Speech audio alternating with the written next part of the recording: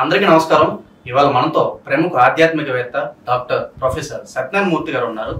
ఆంధ్రప్రదేశ్ ముఖ్యమంత్రిగా చంద్రబాబు నాయుడు గారు జూన్ 12వ తారీఖున ఉదయం 11:27 ప్రమాణ స్వీకారం చేయబోతున్నారు. మరి ప్రత్యేకంగా ఆ సమయానికి ఉన్న ముహూర్త బలం ఏంటో మన మూర్తి గారిని అడిగి తెలుసుకుందాం. మూర్తి గారు నమస్కారం. నమస్కారం మణికంఠ. మూర్తి గారు 11:27 ఎగ్జాక్ట్ గా చంద్రబాబు నాయుడు గారు ప్రమాణ స్వీకారం చేయబోతున్నారు. ప్రత్యేకంగా మరి ఆ టైం ఏంటి? దానికి ఉన్న ఒక ముహూర్త బలం ఉందా? కాస్త వివరించండి. డెఫినెట్ గా ఉంది. ఆ ముహూర్తంలో మనకి జూన్ 12, 2024 సంవత్సరం సిఎంఓ రిలీజ్ చేసినట్టుగా చీఫ్ మినిస్టర్ ఆఫీస్ 11:27 ఉదయం ఆ సమయానికి చంద్రబాబు నాయుడు గారు ప్రమాణ స్వీకారం జరుగుతుంది. ఆ సమయము సింహ లగ్నము, సింహ రాశి కలిగినటువంటిది. ఆ రోజు బుధవారం. ఏ పనైనా సరే తిథి వార నక్షత్రాలతో సంబంధం లేకుండా ఆ పనిని బుధవారం స్టార్ట్ చేసేయచ్చు. సౌమ్యవారము అంటాం. దీనికి అంత ప్రత్యేకత ఉంటుంది. ఉదాహరణకి ఆ రోజు తిథి షష్ఠి వచ్చింది. షష్ఠి ఏంటన్నమాట, శత్రువులపై ఆధిపత్యం. శత్రువుల్ని అందరినీ తొక్కేస్తాడు ఆ ముహూర్తంలో. చంద్రబాబు నాయుడికి ఇక 5 సంవత్సరాలు ఎదురు లేదనమాట. శత్రువులను తొక్కిపడేయడమే. అలాగే ఒకవేళ పొరపాటున అష్టమి తిథి ఉందనుకో, ఆ రోజు మొత్తం పెట్టడానికి కుదరదు కదా. అలాగే ఆ రోజు ఏ మంగళవారమో అనుకో, వారం సెట్ కానట్టు. అష్టమి వచ్చిందంటే తిథి సెట్ కానట్టు. ఇప్పుడు ఆరుద్ర ఇలాంటి నక్షత్రాలు వచ్చినాయి అనుకో, అవి అంత శుభమైనటువంటి నక్షత్రాలు కానట్టు అనుకుందాం. అలాంటి వాటితో ఏం సంబంధం లేకుండా బ్లైండ్ గా మనము బుధవారం నాటి స్టార్ట్ చేసేయచ్చు అని చెప్పి శాస్త్రం ఉంది. దానికి సంబంధించి మనం ఎప్పుడో వీడియోలో చాలా మందికి చెప్పుకున్నాం మనం. అయితే అందువలన బుధవారం పెట్టారు. ఇక షష్ఠి ఎందుకు పెట్టారంటే అసలే త్రికూటమి, అది కూటమి ఏర్పడింది. 3 పార్టీలు వీళ్ళతో సమన్వయం ఉండాలా. ఎప్పుడు కూడా వీళ్ళు ఎవరు పవర్ విత్డ్రా చేయకూడదు. వీళ్ళలో వీళ్ళకి మనస్పర్ధలు రాకూడదు. లేకపోతే బయట నుంచి వైసీపీ క్యాడరే వాళ్ళు ఎవరో కూడా వీళ్ళ పైన దాడి చేయకూడదు. అలా ఇబ్బందులు పెట్టకూడదు. ప్రజలలో చక్కగా ఇది ఉండాలా. ఎందుకంటే ఇప్పుడు చంద్రబాబు నాయుడుకి యాంటీగా చాలా మంది వైఎస్ఆర్ పార్టీ వాళ్ళు ఇప్పుడు ఉన్నారు.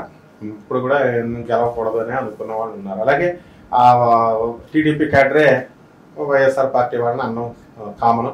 మనం ఎంత అన్బయాస్డ్ గా నిష్పక్షపాతంగా మనం చెప్తున్నప్పటికీ కూడా ఈయన ఒకటి ఆ పార్టీ వాళ్ళు తిడుతున్నారు, ఆ పార్టీ వాళ్ళు ఆయన గురించి చెప్తే ఈ పార్టీ వాళ్ళని తిడుతున్నారు. అది మనకు సంబంధం లేదు. కాబట్టి మనం ఏంటంటే ఈ ముహూర్త బలం గురించి మనం చెప్పాలా. ఇందులో ఉన్నటువంటి గ్రహస్థితి ఏంటంటే ఆ రోజు మేష రాశిలో కుజుడు, వృషభ రాశిలో రవి, బుధ, శుక్ర, గురు గ్రహాలు, తర్వాత సింహ రాశిలో చంద్రుడు, సింహ లగ్నం అది. కేతువేమో కన్యా రాశిలో, శని కుంభ రాశిలో. తర్వాత జూన్ 29 నుంచి శని వక్రిస్తున్నాడు. జూన్ 12 కాబట్టి వక్రించట్లా, శని బాగున్నాడు. ఆ తర్వాత రాహువు మీన రాశిలో ఉన్నాడు. సో ఇక్కడ ఈ ముహూర్తానికి ఏంటంటే అష్టమంలో ఉన్నటువంటి రాహువు లేనిపోని తలపోట్లు వస్తాయి. చంద్రబాబు నాయుడు గారికి అంత ఈజీగా పాలన ఏమి ప్రజలు అనుకున్నట్టు అంత సాఫీ పాలన ఏం కాదు. ఎందుకంటే ఆయన అమరావతిని డెవలప్ చేయాలి. ఇప్పుడు అమరావతిని కట్టి చూపించాలి 5 years లో. అలాగే ఆయన పోలవరం ప్రాజెక్ట్ ని కంప్లీట్ చేయడానికి కృతనిశ్చయుడై ఉన్నాడు. ఫండ్స్ రిలీజ్ చేసి తీసుకురావాలి మోడీ గారి దగ్గర నుంచి. మోడీ గారు ఏమి ఉదార స్వభావం కాదు ఫుల్ గా ఇచ్చేయడానికి. మనకి ఏవో పోస్టులు అంటే ఇప్పుడు ఏదో అవసరం కాబట్టి ఒక 3 పోస్టులు ఇచ్చారు. తెలంగాణకు ఒక 2 ఇచ్చారనుకో తెలుగు వాళ్ళకి. మా జనరల్ గా వాళ్ళు ఎప్పుడు కూడా ఎంత ఇది ఉన్నా కూడా నార్త్ ఇండియాకే వాళ్ళు ఫేవర్ చేస్తుంది ఇప్పుడు కూడా. సెంట్రల్ గవర్నమెంట్ అది బీజేపీ అయినా కాంగ్రెస్ అయినా కూడా. కాబట్టి ఈ ముహూర్త బలంలో అందువలన అష్టమ రాహు ఉన్నాడు కాబట్టి ఎప్పటికీ సమస్య తలకొట్లు. అండ్ సప్తమంలో శని ఉన్నాడు కాబట్టి ఈ జీవిత భాగస్వాములతో అలాగే వ్యాపార భాగస్వాములతో వివాదాలు రావడం ఖాయం. కాబట్టి ఇప్పుడు మనకి పవన్ కళ్యాణ్ గారు ఇప్పుడు ఆయనకి అవసరం కాబట్టి, అలాగే చంద్రబాబు నాయుడు గారికి ఆయన అవసరం కాబట్టి, బీజేపీ మోడీ గారికి వీళ్ళిద్దరు అవసరం కాబట్టి ఇలాగేదో కలిసి ఉన్నారు. కానీ స్పర్ధలు వస్తాయి. క్యాడరే వాళ్ళు ఒప్పుకోరు. ఇప్పుడు అప్పుడే స్టార్ట్ అయిపోయింది. ఎక్కడ మనకి పిఠాపురంలో అపర్ణాదేవి ఆలయంలో గొట్టిప్రోలు దగ్గర ఆ ప్రతిపాడు దగ్గర ఉన్నటువంటి ఆలయంలో ఈ రోజు అపర్ణాదేవి ఆలయం ధర్మకర్త ఈ ధర్మమండలిలో మాకు స్థానం ఇవ్వాలని చెప్పేసి టీడీపీ వర్గాలు అలాగే బీజేపీ వర్గాలు అప్పుడే కొట్టుకుంటున్నారు. వాళ్ళు ఇంకా సీఎం ఇంకా మనకి 12వ తేదీన ఇంకా అవుతుంది. ఈ లోపలనే అప్పుడే స్టార్ట్ అయిపోయినాయి. అలాగే ఇంటెలిజెన్స్ రిపోర్ట్స్ ఉన్నాయి సిఐడి నుంచి. తెలుగుదేశం వాళ్ళు వెళ్ళి జోగి రమేష్ వాళ్ళ ఇంటి మీదకి వెళ్తారు అని చెప్పేసి, అలాగే నిన్న మొన్న కొడాలి నాని ఇళ్ల మీదకి వెళ్ళడం, మరి ఇదంతా కూడా గొడవలు జరుగుతున్నట్టే.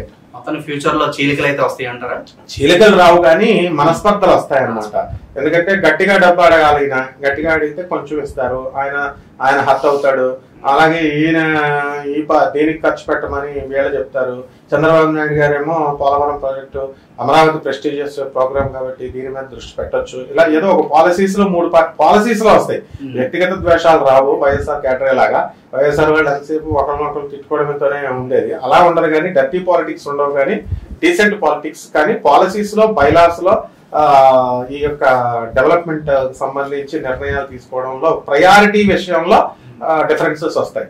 సో ఇప్పుడు మనకి భాగ్యంలో ఉన్నటువంటి కుజగ్రహం ఏంటంటే వెరీ స్ట్రాంగ్ గా ఉన్నాడు, మేషరాశి లో స్వక్షేత్రగతుడై ఉన్నాడు. కాబట్టి ఆయన పూర్వజన్మ పుణ్యము చంద్రబాబు నాయుడు గారికి అధికార పగ్గాలు రావడము, అలాగే పవన్ కళ్యాణ్ గారు కూడా చక్కగా డిప్యూటీ సీఎం గా ఆయన రావడము, మంచి ధైర్యంతో మోడీ గారు కూడా పిఎం ప్రైమ్ మినిస్టర్ గా ఉండి చక్కగా ధీటుగా ధైర్యంగా వీళ్ళు పనులు పూర్తి చేస్తారు. అలాగే రాజ్యస్థితిగతుడైనటువంటి రవి బుధ గుర శుక్ర గ్రహాలు ఉన్నాయి. మరి రాజ్యగురుడు మంచి శుభమైనటువంటి ఫలితాలు ఇచ్చినప్పటికీ కూడా అది వృషభ రాశి కాబట్టి రవి శుక్రులకి ఇద్దరికి పడదు. అందువలన చాలా ఇబ్బందులు అనేటటువంటివి రాజ్య పరిపాలనలో వస్తాయి. అవి కామన్ మనిషికి అర్థం కావు.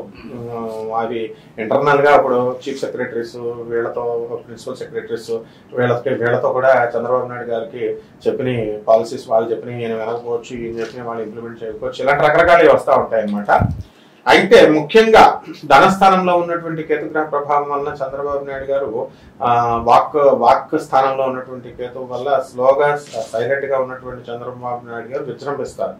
ఈ ముహూర్తంలో చేసిన తర్వాత చక్కగా తన యొక్క క్రమశిక్షణకు మారిపోయారు చంద్రబాబు నాయుడు అంటే.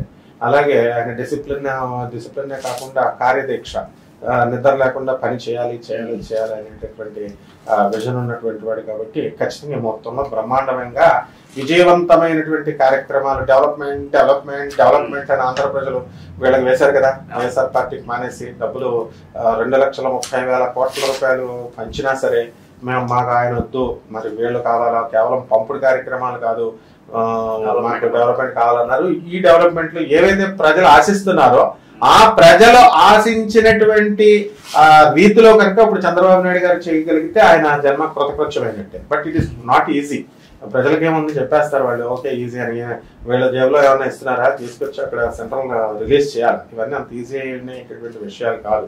కాబట్టి డెఫినెట్ గా అయితే ఓవరాల్ గా మాత్రం సక్సెస్ఫుల్ గా ఈ ముహూర్తంలో ఈ లగ్నంలో ఈ యొక్క గ్రహ సంపుట్లో బ్రహ్మాండంగా చేస్తారు. అందులో ఇప్పుడు కేతు మహాదశలో కేతువులో రాహు ఇప్పుడు చక్కగా ప్రస్తుతం ఈయన ముహూర్తం చేసేది ఎప్పటి నుంచి అంటే మనకి 12/6/2024 నుంచి 8/4/2025 వరకు కేతువులో రాహు నడుస్తుంది.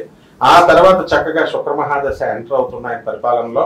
మనకి శుక్రుడు మనకి చక్కగా ఈ మంచి గుడ్ గవర్నెన్స్ ని చంద్రబాబు నాయుడు గారు అందించడానికి అవకాశాలు ఉన్నాయి. ఆయన గురుగారు గతంలో డిస్కస్ చేసాం, పవన్ కళ్యాణ్ గారు భారీగా మెజార్టీలో గెలుస్తారని చెప్పారు, అలాగే డిప్యూటీ సీఎం కూడా అవుతామని మీరు చెప్పడం జరిగింది. మరి ఎగ్జాక్ట్ గా అదే నిజం అవుతుంది. మరి మీరు ఎలా ఫీల్ అవుతున్నారు? నేను చాలా ఆనందంగా ఫీల్ అవుతున్నాను. నేను ఆ రోజు చెప్తుంటే మనకంట నువ్వే చెప్పావు, ఎవరిని పిఠాపురంలో మా అక్క వంగాగీత పోరాడుతుంది అంటే ఎవరు గెలుస్తారు నాయన నేను సరదాగా నేను అడిగితే కాన్ఫిడెంట్ గా నువ్వు చెప్పావు, ఏమని పవన్ కళ్యాణ్ గెలుస్తారు సార్ అని. అలాగే చక్కగా పవన్ కళ్యాణ్ గారు భారీ మెజార్టీతో గెలవడం కాకుండా మొత్తం 21-27 సీట్లు తెచ్చడం జరిగింది. అలాగే మనమే అవుతామేమో అని నేను నవ్వాను కూడా, కానీ వాస్తవం అదే అయ్యింది. సో చెప్పి ప్రభుత్వంలో ఉండి లేకుండా కూడా చేసుకోవచ్చు చక్కగా. ఏదోలాగా మన పవన్ కళ్యాణ్ గారికి డిప్యూటీ సీఎం పోస్ట్ తీసుకున్నారు. అద్భుతంగా పరిపాలన ఉంటుంది, బాగా చేస్తారు. ధన్యవాదాలు.